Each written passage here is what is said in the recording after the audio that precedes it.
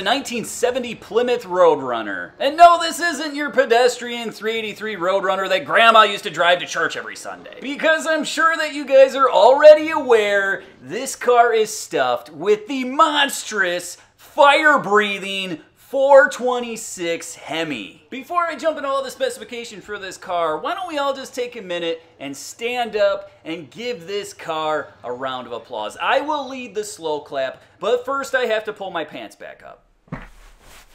Okay, and here we go.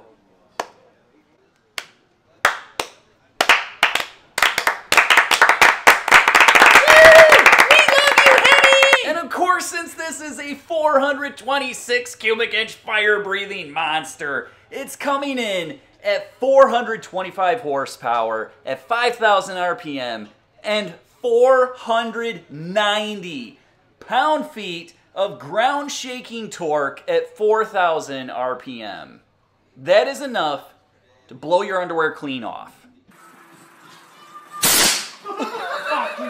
The compression ratio isn't as outrageous as you might expect. It was 10 1/4 to 1, so you could run this car on pump gas, but I do suspect this owner is using another special blend.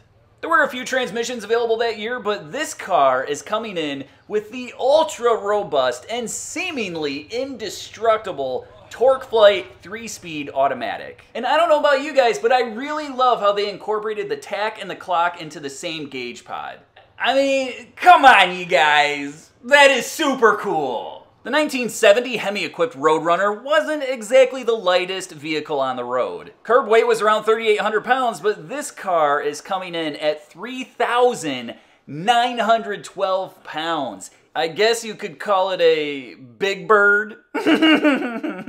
But to make up for some of that weight, it does have a rather aggressive rear gear, that being a 430, so it should get off the line just fine. Original testing states that the 70 Roadrunner could run the quarter mile in 13.49 seconds at 106 miles per hour, but that was on bias ply tires, so with good tires, a good tune, this bird's gonna fly. But let's check out its opponent first, shall we? And it's a good thing I changed my pants because we've got another Hemi. And don't say I don't do anything for you guys because holler at your boy, I brought you 2 Hemis. I mean, what car buff hasn't fantasized about 2 Hemis at the same time? I know in my younger days, I sometimes used to fantasize about Hemis like 5-6 times a day. If I was really bored, 10 times a day. But this car is subtle and it is nasty. And that just happens to be my nickname, Subtle and Nasty, which, thinking about it, I don't think that's really a compliment. But for this car, it's a total compliment. I love everything about it. I love the style. How can you not love the Hemi? It's rated exactly the same as the Roadrunner. 425 horsepower at 5,000 RPM, 490 pound-feet of torque at 4,000 RPM. That'll blow your underwear clean off.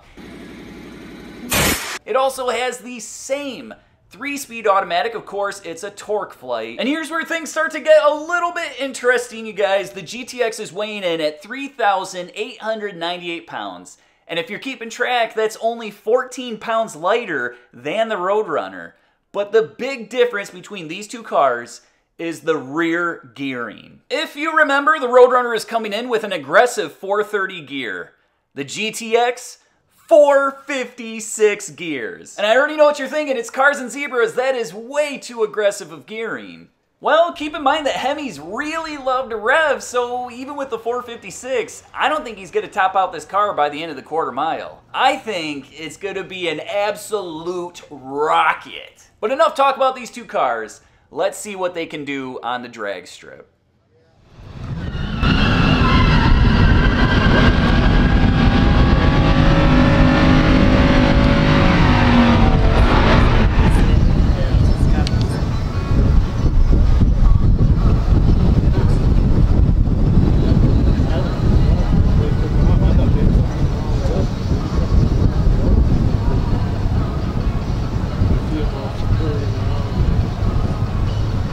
Yeah, I've seen that.